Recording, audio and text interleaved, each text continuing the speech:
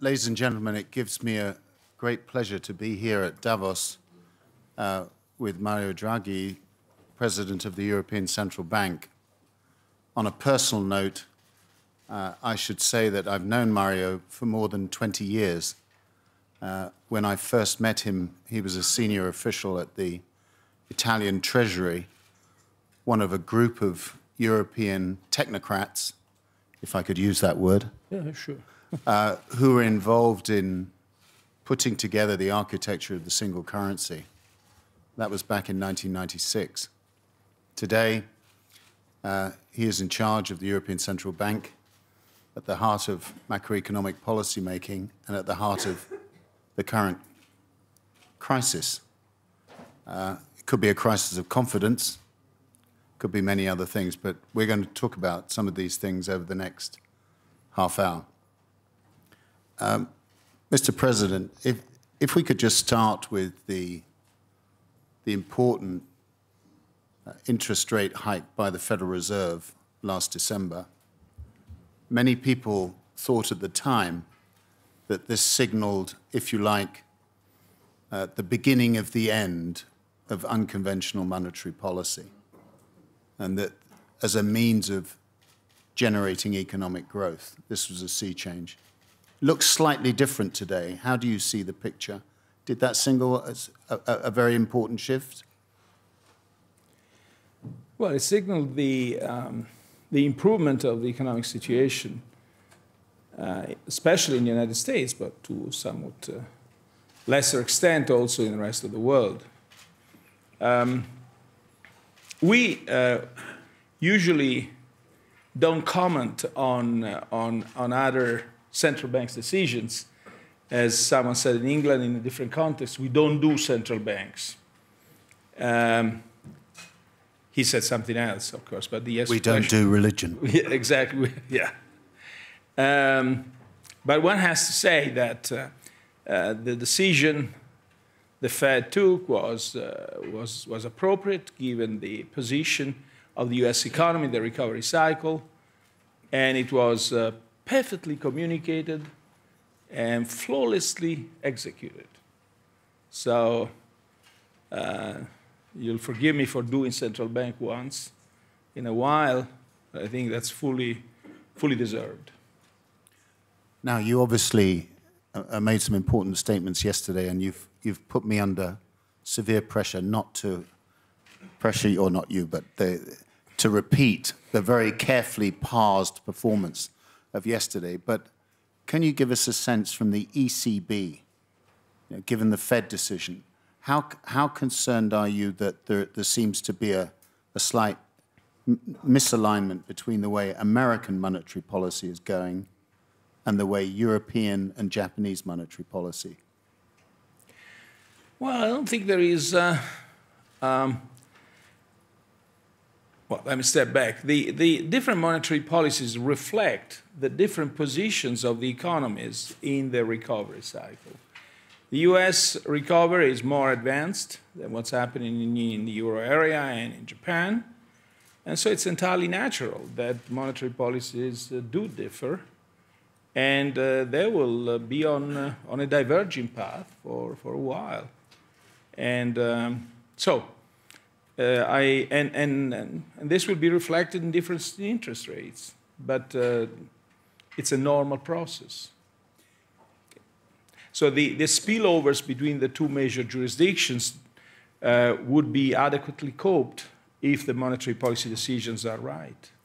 But do you think that something profound has changed in 2016?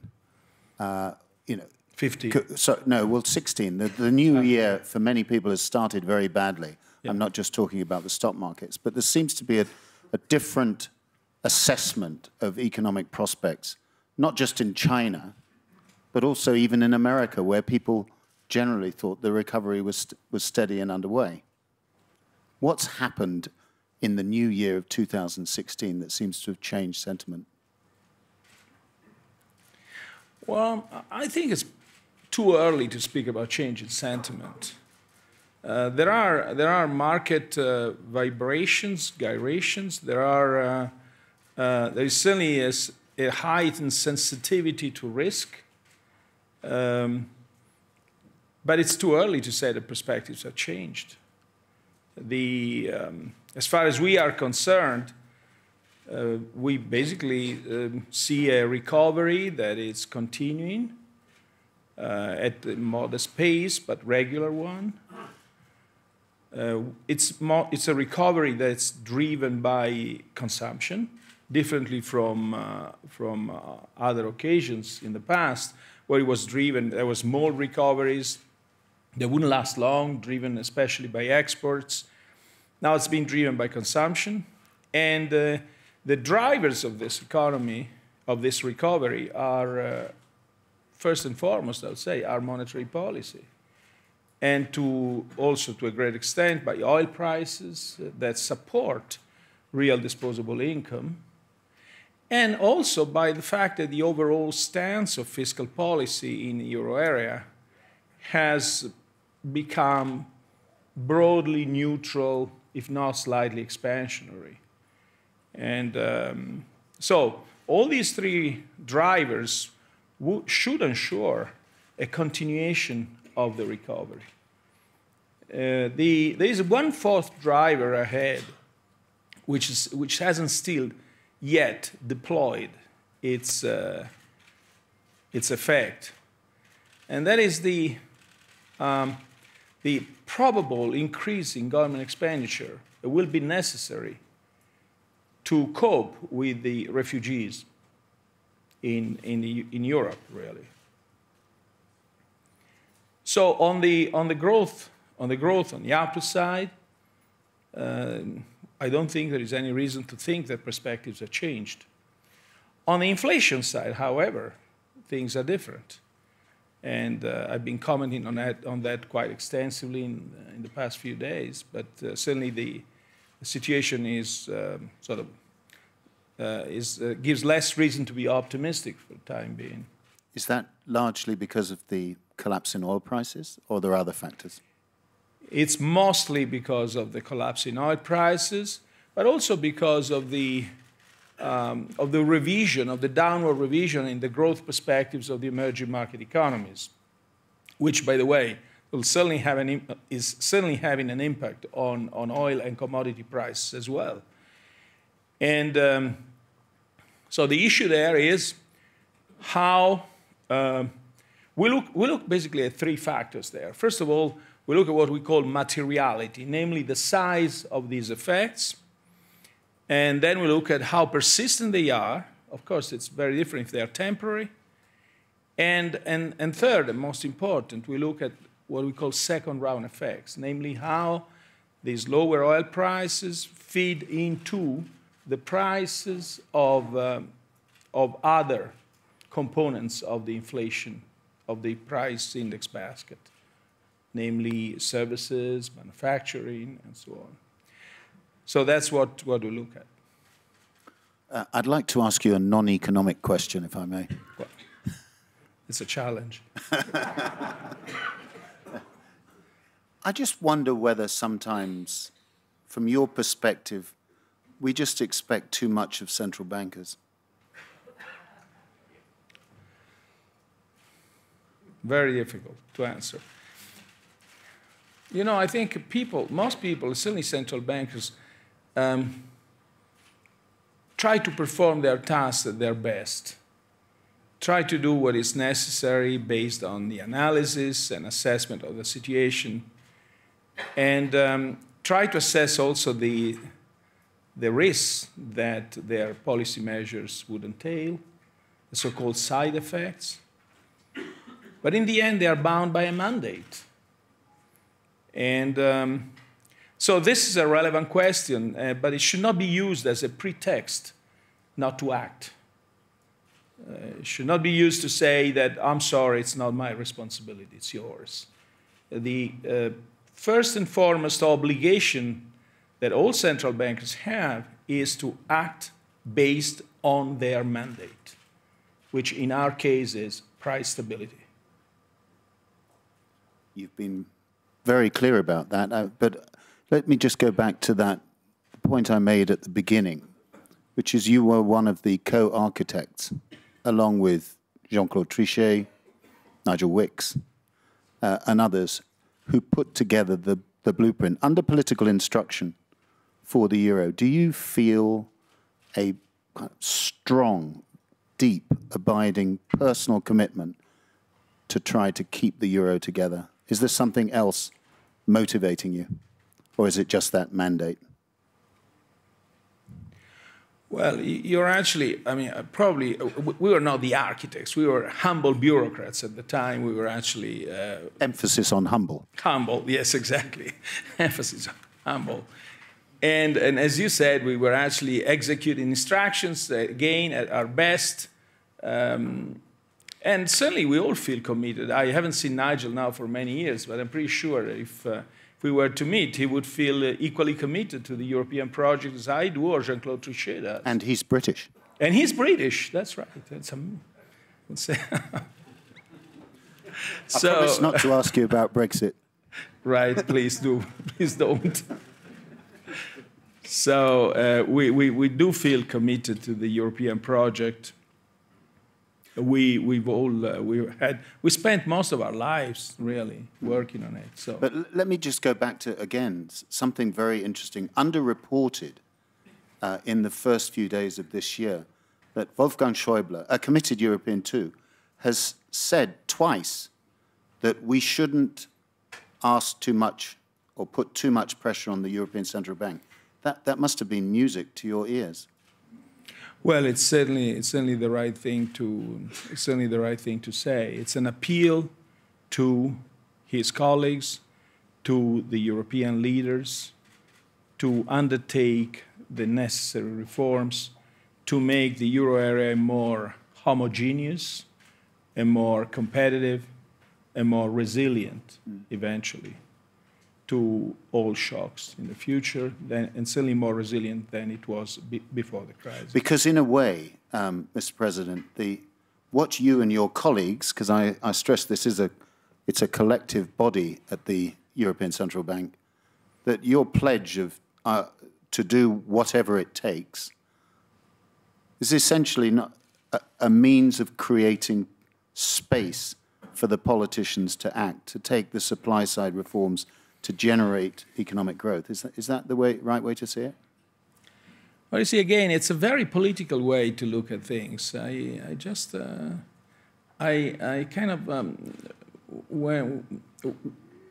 can only restate what I said before, namely, we look at what needs to be done based on our mandate. Now, whether this buys political time to do the reforms or not, it may well be. But it's not a relevant aspect as far as we are concerned. It's really up to the others to act and to decide whether they have enough time or not. But it's not up to the central bank to have these considerations in mind when we decide monetary policy. But to use the analogy which is sometimes used of the US Supreme Court, you are not at the central bank monks in cells?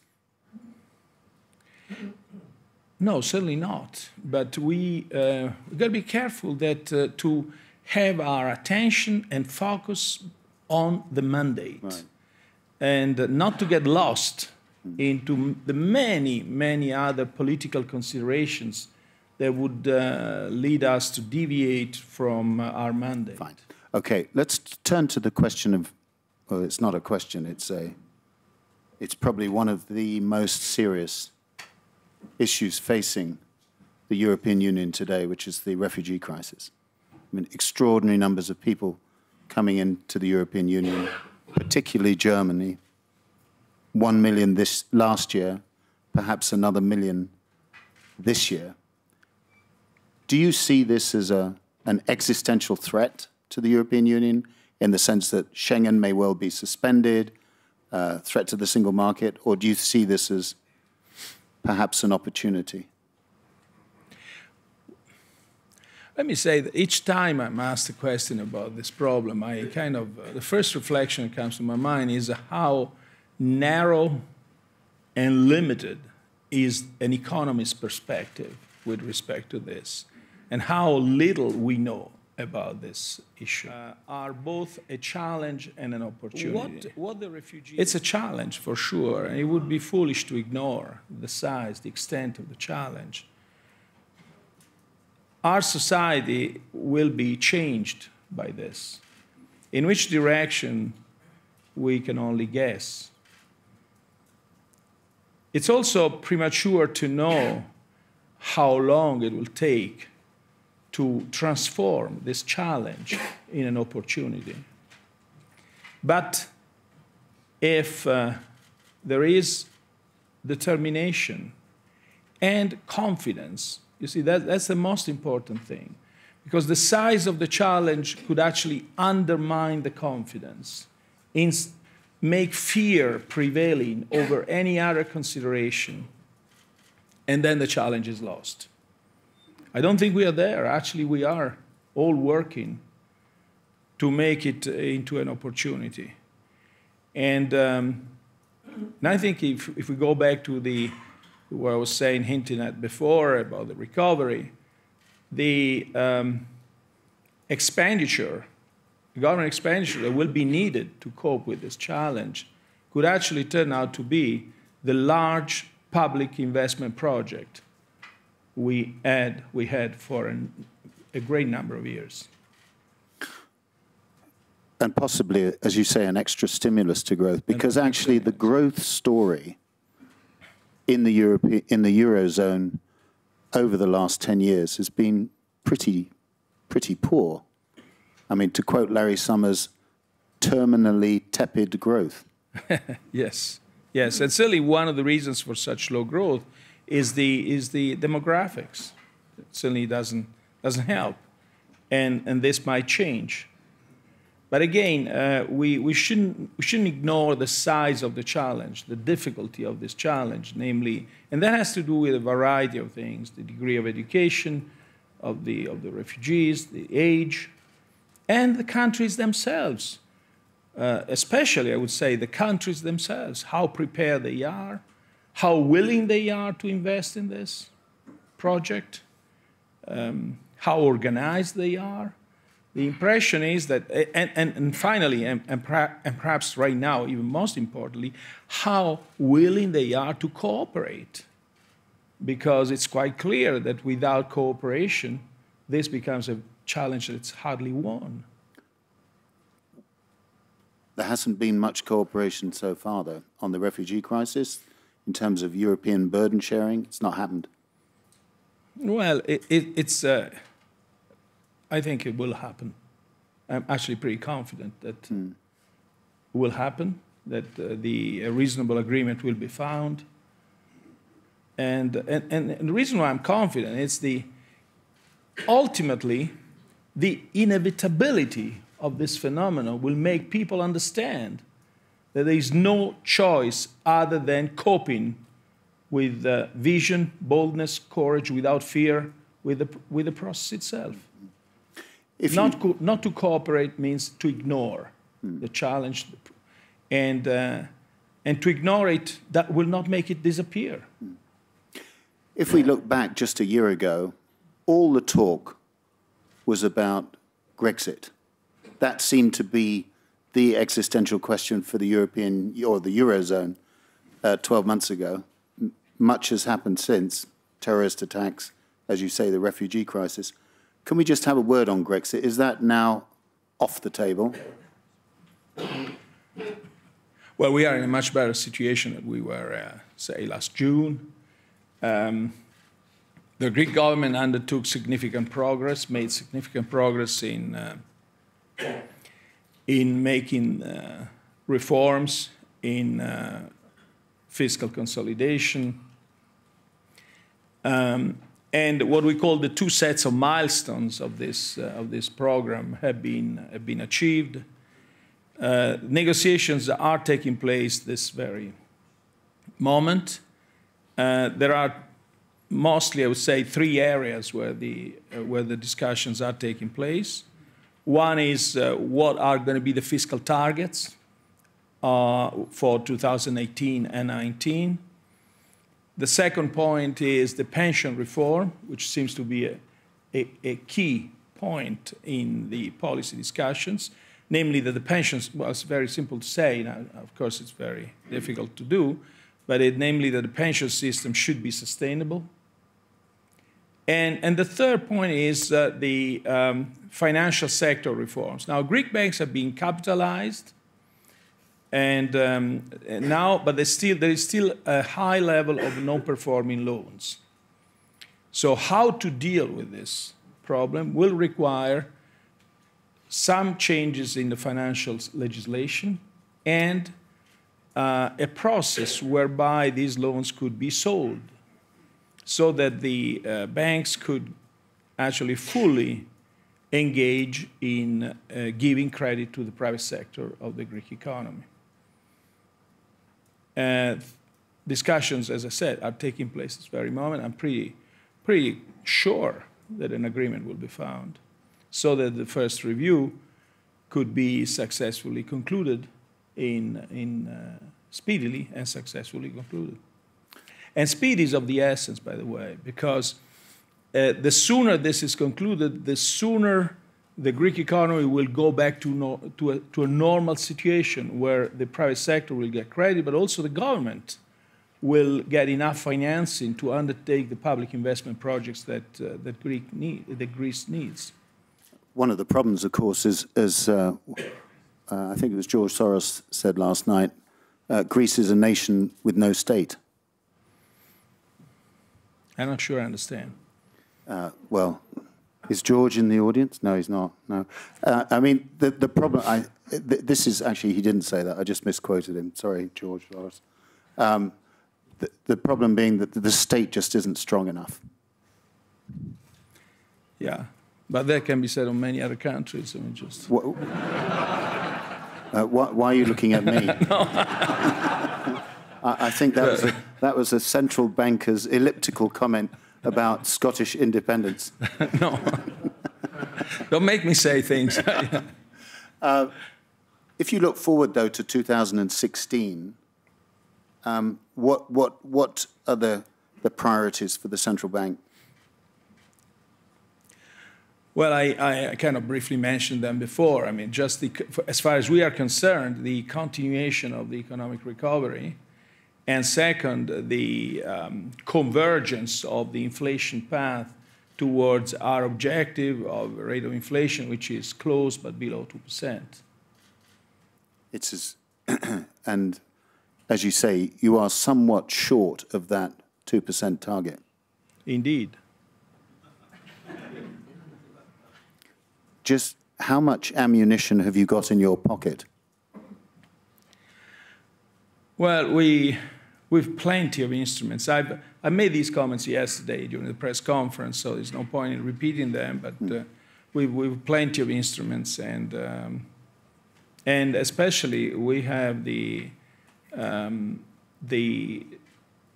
determination and the willingness and the capacity of the Governing Council to act and deploy these instruments. Over the last 4 years, well, it's 3.5 years or so since you've been in office. Longer. It's longer, 4 years. Longer, 4 and 3 months.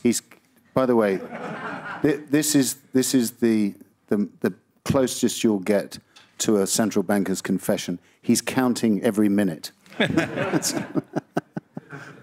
But has there been anything, I know you don't normally engage in such things, but if you could share with this audience, is there one or two things that you've learned or that have surprised you since arriving in Frankfurt?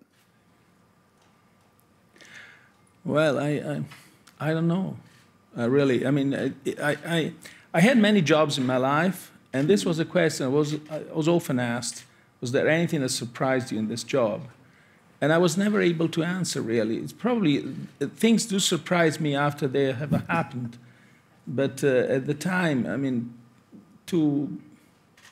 I have no idea. I mean, you see, if you live in the present, you're hardly surprised. And this is a job where you do have to live in the present. Yeah, it's better. So yeah, that's probably better than living in the past. I want to just ask you one more technical question, Mr. President. This is this issue of banking supervision. At the moment, there are new rules which have come into place on bail-ins for banks and the assessment of non-performing loans. And you've had quite a serious problem in Portugal and an issue also in Italy, in your native country.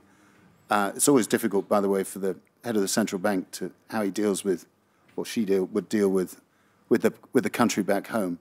But can you just tell us? I mean, is the ECB see this question of heavy banking supervision something as a poison chalice, or what? Just since you mentioned the two countries, first of all, the two situations are different. But one thing that's probably not sufficiently considered is that the ECB is not the resolution authority.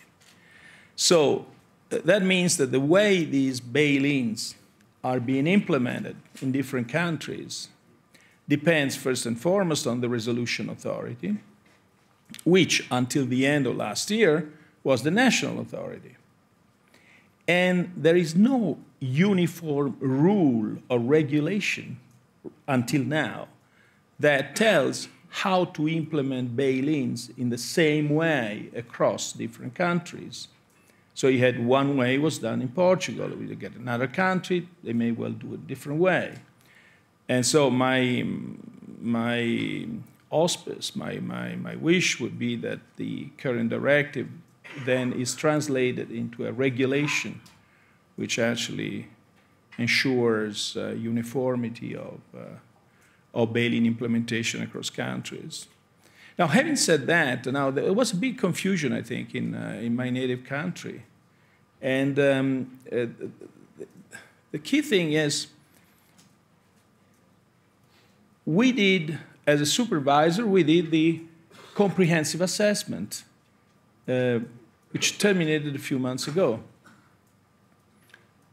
This assessment of the bank's situation in the whole of the euro area identified fully all the NPLs at that time and identified the necessary provisions and the necessary capital increases following that assessment.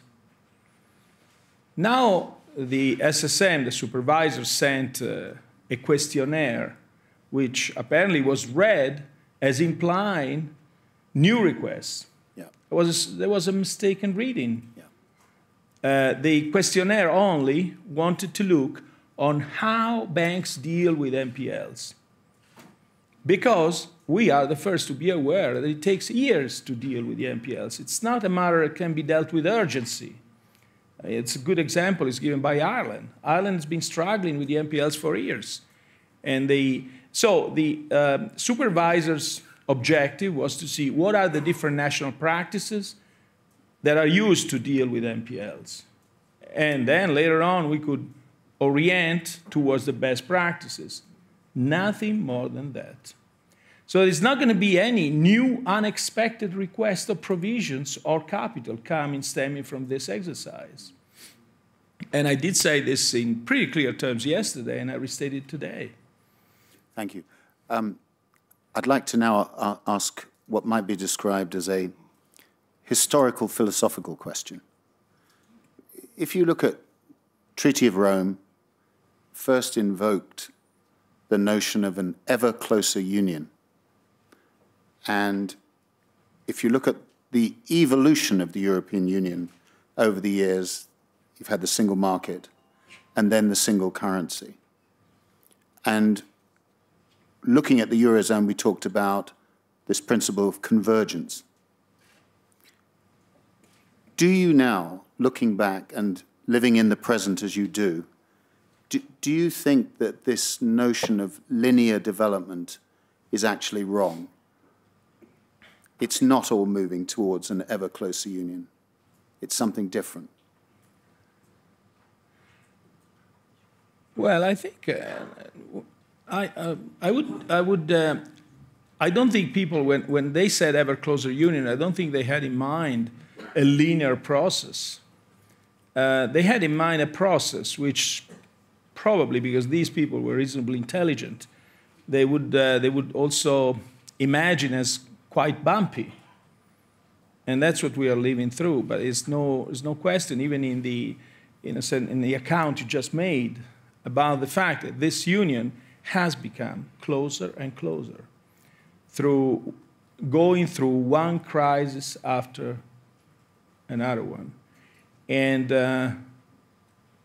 I think someone said, don't let a good crisis waste, or don't waste a good crisis. I think you're quoting Churchill again. Yeah, but wrongly, I guess. Not exactly. Something. Well, anyway. You need a pipe. I need a pipe. Good. I'm just conscious of time. But if you think of events today, yeah, we are living in a crisis. If you think of the refugee problem, the terrorist attacks in Paris, the notion that Schengen may be, it's suspended in name. I mean, these are really multiple threats to the process. And in that sense, it's me talking, not you. It puts almost a bigger premium on the institutions that you have as a kind of force for stability. Is that something you'd be able to comment on, or?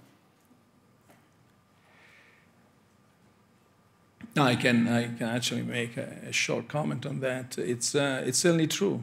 It is certainly true. It's a moment when all the European leaders are trying to drive their people closer to the common European interest in a way that is respectful of democracy. What has changed with the crisis, and what is always true with crisis, is that there can't be a purely elitarian process towards elitist process towards, but has to be a fully democratic process, and that's what's happening. That's what crises actually produce often, and that's why after each crisis is scoped and resolved, the democracies are stronger, and the common effort, the common journey towards a closer union is getting more and more determined. Mario Draghi, thank you. I won't call you Super Mario, but... no, please. Thank you. Mario Draghi, thank you very much. Ladies and gentlemen, I hope you've enjoyed the conversation. It's been very good to see you. Thank you. Thank you.